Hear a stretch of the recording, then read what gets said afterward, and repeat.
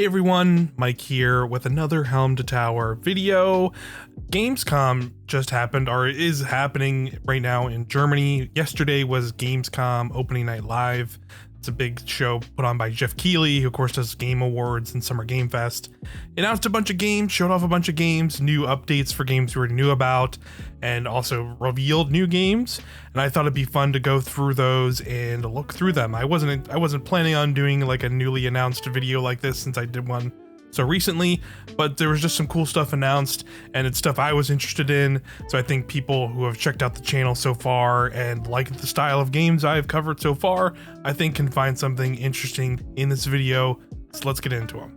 Of course, I would be remiss to not talk about a looter shooter that was announced, having already talked about stuff like Destiny and First Descendant here, and that is, of course, Borderlands 4. It was officially announced and revealed. I think there had been rumblings about it being in development a while back, but of course, you know, let's quickly move on from the movie and let's announce Borderlands 4.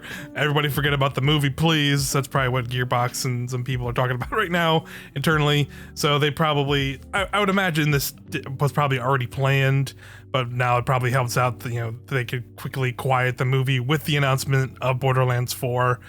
I do have to admit, I kind of had fallen off Borderlands a little bit. The last one I played was Borderlands 2.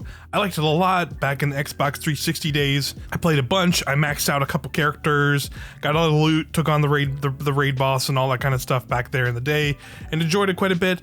But I think by the time like stuff like Borderlands 3 came out, there's like Tiny Tina's game. There was like a main game for that as well that came out at some point. I think I was already in the Destiny throes at that point, and I was kind of filling that void. But now that this is coming out next year, and I'm looking to look at more games in the vein of course, other games I'm talking about, I think I'm gonna give this one a shot. I may even revisit those other Borderlands games I haven't yet. Maybe I can do something here on the channel. I don't know. Just kind of throwing out ideas. But you know, we didn't get a ton of details here. It was mainly just kind of like a reveal kind of CG trailer. Had some cool vibes, I will say, seeing like this big moon kind of shattering the sky, or like, I don't even know what was happening, but it was interesting visuals for sure in that little trailer that they teased. So looking forward to seeing more.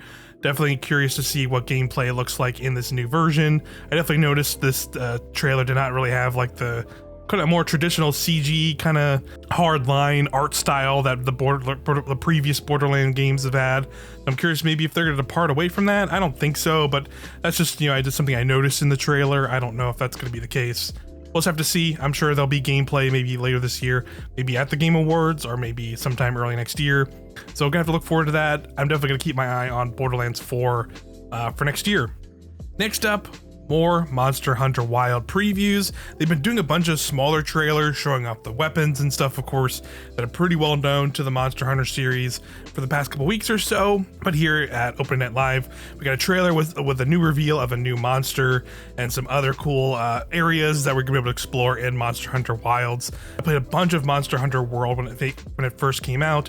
I definitely was in the camp of that was kind of my first Monster Hunter experience, and you know, dropped a big chunk of hours into it.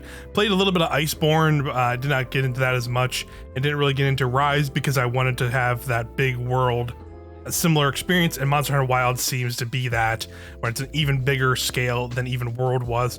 So I'm really excited to jump into that, excited to get some of my friends who I know are also into Monster Hunter and play with them as well. Probably gonna, you know, maybe do some coverage of it here on the channel, not in a major way, but probably maybe like kind of give reviews and impressions once the game is out. But nonetheless, this trailer was awesome.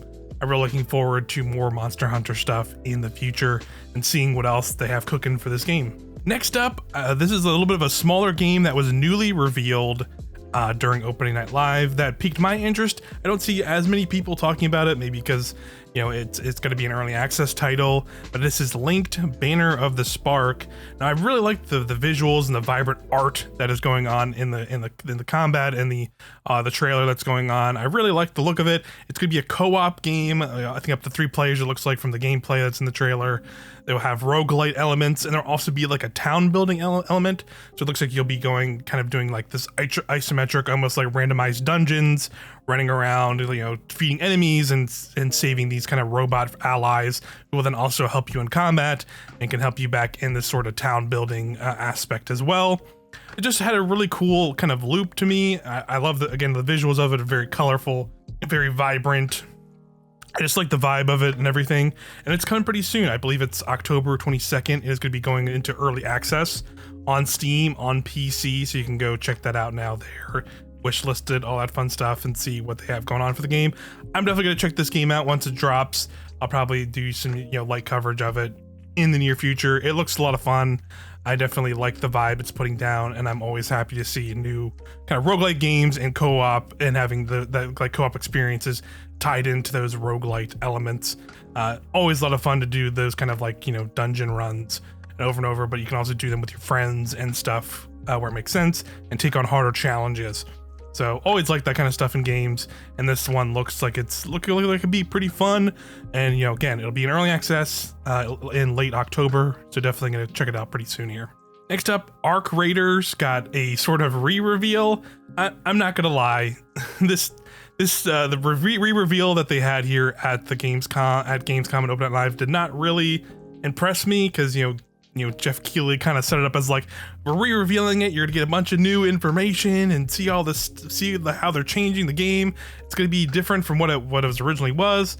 So here it is, and then you got like a 45-second CG trailer of like little shots and visuals that look nice. I wanted to shout this game out because I think it looks like visually really cool, and like the art and the vibe of everything looks really cool, even though I'm not the biggest like PvP style game fan, or like this looks like it was going to be sort of like an extraction kind of thing, but now they're kind of making it more like almost like a more like open world kind of PvP, PvE thing, where you're kind of like looting stuff, and you might run into other players, but you might also be just like fighting general enemies, and you can group up with friends and stuff. So the CG trailer did not really give us a full like idea of like what they're actually changing about this game, but luckily they did some previews and some interviews, I think, with outlets, and you can actually go to their YouTube channel where I got this gameplay teaser from, and they straight up just say it in there. It is going to be no longer a free-to-play title. It is going to be like a $40 tier title. I guess they're kind of trying to go for that Helldivers 2 / like I guess Concord route, but maybe looking more at Helldivers 2, where they did not come out as a free-to-play title, and kind of wanted to make it more not like a full-on free-to-play thing where you're buying cosmetics and having extra stuff. I think this maybe they're looking at that as maybe a better route to go with this game, so we'll have to wait and see. Again, I'm cautiously interested or optimistic, or however you want to put it, about this game. I think it was not the best presentation at this Gamescom re-reveal or whatever. I think it could have been a little bit better in terms of actually showing like, oh, okay, you're making it this $40 title. It's gonna have this bigger things. So we'll just have to wait and see. They are going to be holding like I think closed beta and playtests and things like that in October. You can go to the Steam page now for the game and sign up for that if you would like to. So that way, you can try out the game for yourself here, like in just a few months. I'm definitely going to be looking at that stuff and seeing what people think when that happens. I don't know if I'll sign up for myself, but I'm definitely curious still to see how this game plays out. This is going to be launching fully next year on Steam, on PC, also on consoles as well later next year, but there will be playtests again in October if you want to go check it out. Next up, Path of Exile 2 got its early access date. It is going to be November 15th. I know people have definitely been waiting for this one. And I will say, while I've not really been the biggest fan of isometric kind of action RPGs like Diablo and stuff like that. Generally prefer like third person and first person combat with some of the games you've seen I've covered so far. But I think with Path of Exile 2, I want to give it a shot. I've always heard really positive things about even the first Path of Exile, and was always curious about it, and I think I just ended up never really getting into it because it seemed pretty daunting to get into with all of its updates and all kinds of other stuff going on all the time, like a lot of these games do that have been going on for a while. But with Path of Exile 2, it seems like at least be like a little bit more of an easier way to jump in right at the start, and people getting into it all for the first time. So definitely gonna give these isometric ARPGs a fair shake here for myself with Path of Exile 2.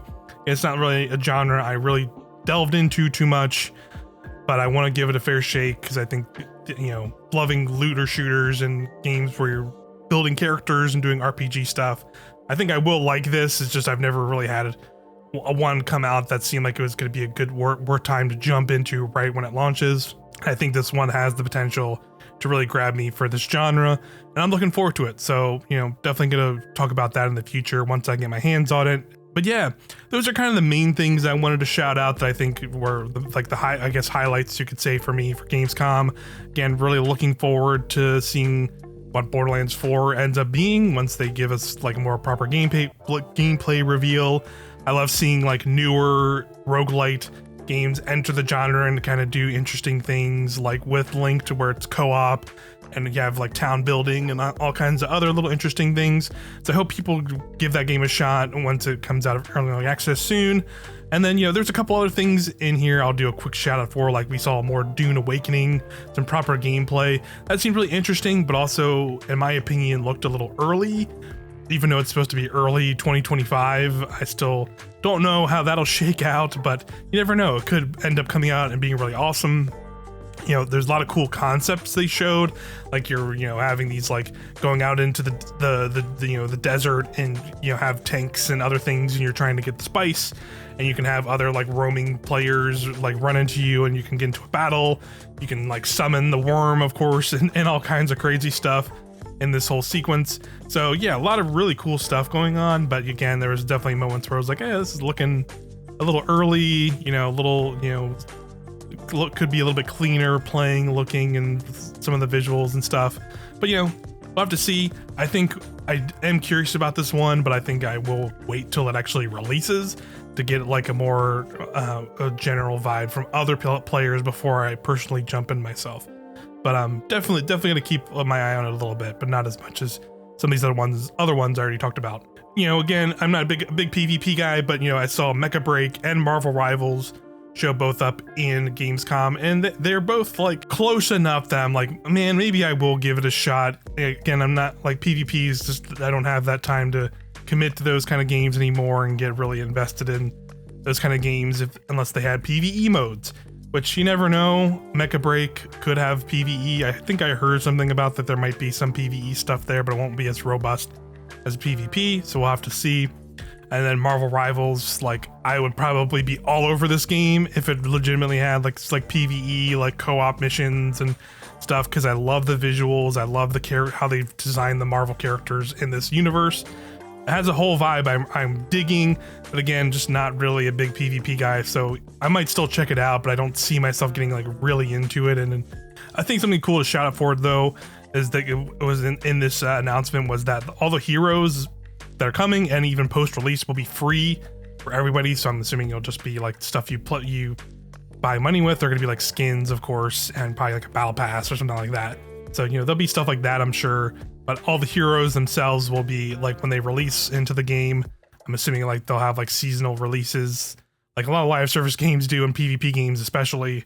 I'm sure that we'll get that kind of stuff with the game as well. So that's cool. Oh, and one last thing, Zenless Zone Zero got a new teaser. We saw a little bit of the new area that's gonna be coming next. It looks like kind of like this more deserty outskirts zone, and you saw some biker chicks hanging out.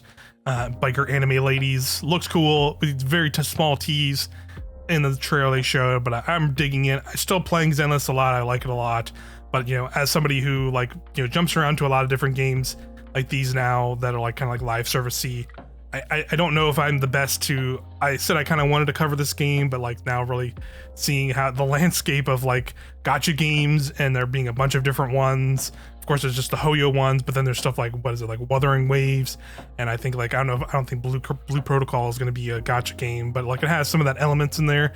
They kind of all fall under that, and I feel like, you know, just trying to cover one would not maybe do as much justice or garner as much interest as some would if I wasn't just covering a bunch of them, and I just do not have the bandwidth to do that personally. And I will say, like, Zenless is my only personal one that I enjoy a lot, so I don't see myself, you know, covering Zenless as much as I want on the channel, but I do still really like it, so I'm just gonna give it a shout out here because I can, and I do what I want on my own channel, okay? But yeah, that's gonna do it for this video. I thought it'd be fun to just shout out a couple of these games that were here at Gamescom, shown at Opening Night Live. that would appeal to me, because I thought they were cool.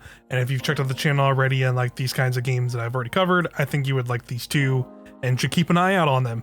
But thanks everybody for watching. We'll have more stuff soon. I know Destiny episode Echoes Act 3 is starting soon. I think it's next week. First Descendant is also getting a new season pretty soon. So I'll have more stuff to talk about pretty soon here on the channel, and I'll see you then. Thanks for watching.